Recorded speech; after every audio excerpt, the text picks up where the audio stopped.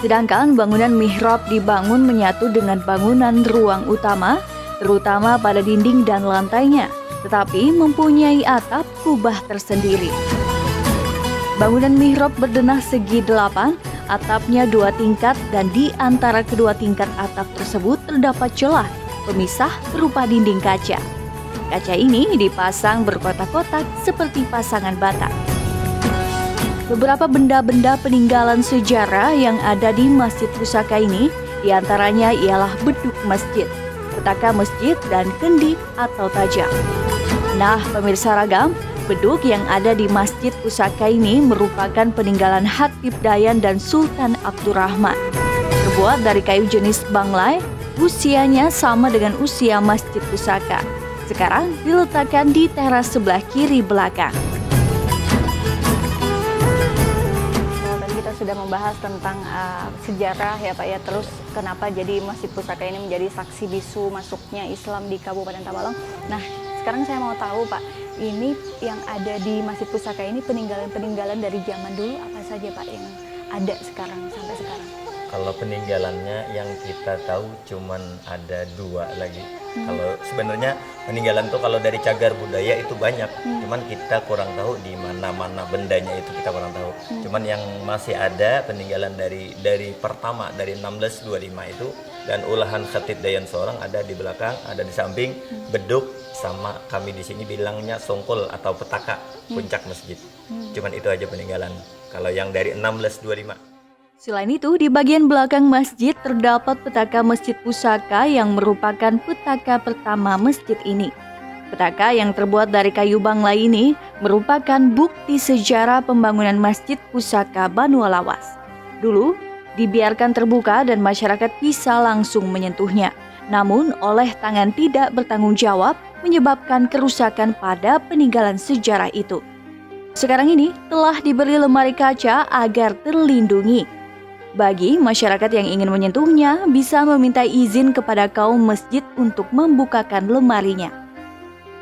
Tadi ada 2 ya Pak ya, ada beduk ya Pak ya? Ada beduk sama petaka. Petaka. Fungsinya Pak petaka itu kalau boleh tahu untuk apa ya Pak? Kalau petaka itu puncak masjid, puncak masjid aja. Cuman itu masih kami pelihara, artinya kada waktu dilepas dari atas kada dibuang gitu.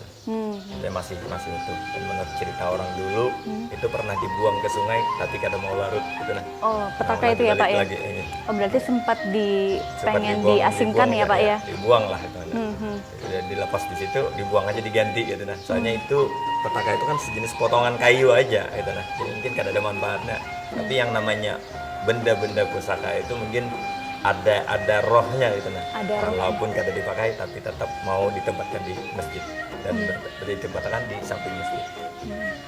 Dan tanggapan dari warga atau dari penziarah yang datang ke sini Pak melihat peninggalan itu apa katanya Pak? Malah pengen ngambil. Pengen ngambil ya Pak ya. Makanya kami sekarang kami kotak dengan kaca karena sebagian penjara banyak yang usil ngambil. Berarti ada pernah kejadian usil seperti itu ya Pak? Memang banyak. Banyak diambil gitu. Nah, pemirsa ragam Tabalong, ada juga peninggalan kendi atau tajau. Tajau ini merupakan peninggalan suku Dayak Maanyan yang telah berumur sekitar 400 tahun. Konon, air di dalam tajau dulunya digunakan untuk memandikan anak suku Dayak Maanyan yang baru lahir. Ketika berkunjung ke Masjid Pusaka, tidak jarang orang mengambil air di dalam tajau tersebut, baik untuk sekedar mencuci muka ataupun untuk dibawa pulang untuk diminum atau dimandikan sebagai sarana mengambil berkat Masjid Pusaka.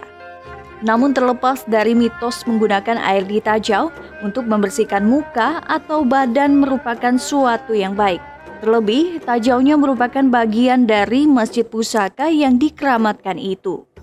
Kendi itu apa Pak sejarahnya? Itu kalau sejarah dari pertamanya itu orang-orang Dayak Keharingan itu setiap punya anak kecil, nah itu jadi kalau sudah lahiran itu mereka pasti dimandii air yang dari kendi. Nah, itu, kalau mereka kepercayaannya itu ada buang rahi namanya. Buang rahi itu maksudnya seperti apa Pak? Kayak anak-anak tuh misalnya penyakitan lah, gitu, kadang-kadang nangis, kadang keruan gitu nah. Cuman sampai sekarang kepercayaan itu masih hidup ya Pak. orang-orang muslim juga mempercayai kayak gitu juga. Nah, pemirsa Ragam Tabalong, ada kebiasaan unik yang dilakukan penziarah ketika berkunjung ke Masjid Pusaka ini. Salah satunya ialah menggantungkan kembang dan menapihi atau membalut kain kuning atau putih ke tiang guru, dan setelahnya mendekap tiang guru tersebut.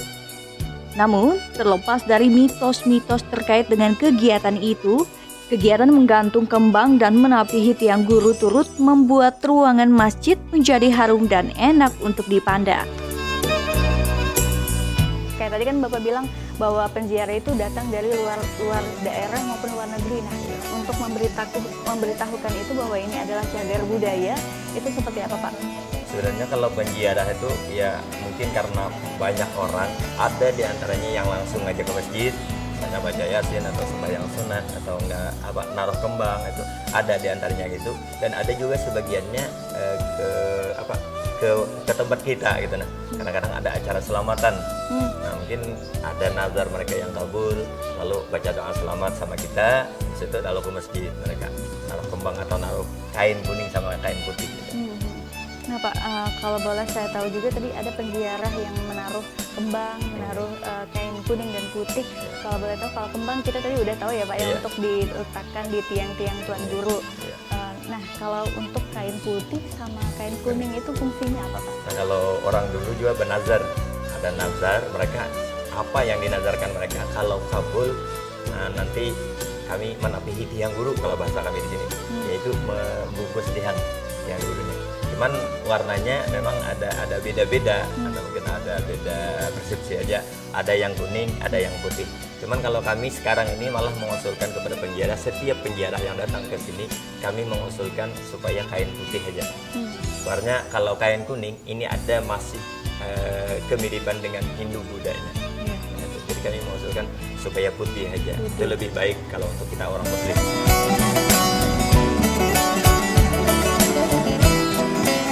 Oh ya, pemirsa Ragam, ada beberapa aturan ataupun adab ketika kita berkunjung ke Masjid Pusaka Banua Lawas. Terkhusus untuk penziarah perempuan disarankan menggunakan baju gamis. Lalu Pak, terakhir saya pengen tanya, apakah ini kalau penziarah tadi ya Pak ya, berkunjung ke sini, adab-adab yang ditekankan untuk si penziarah Pak, itu apa saja Pak? Memang kadang-kadang kita agak kurang enak juga gitu. Nah, sebenarnya aturan, dan kita kebetulan barusan ini ada studi banding ke daerah Bali. Di sana kan adabnya tuh atau aturan itu harus dipatuhi. Kalau di masjid ini banyak masih kita agak miris melihat penziarah itu yang masuk nyelonong aja gitu. Nah, kadang-kadang malah kita yang ada aja kada tidak disapa ya, dihormati gitu. Nah, jadi keluyuran jadi masjid. Dan kami mengharapkan kalau masuk ke dalam masjid, utamanya untuk perempuan lah, kalau ada pakai celana itu kami sediakan sudah ada tapi gitu, nah harus dilapis lah gitu, nah bukan dilepas celananya, bukan dilapis aja supaya adabnya bagus gitu. Nah, dan ini tempat ibadah, bukan tempat wisata biasa. Ini masjid, dan masjid ini tempat paling mulia, tempat ibadah kita. Jadi siapa lagi yang memuliakan tempat ibadah kita kalau bukan kita orang-orang Muslim sendiri?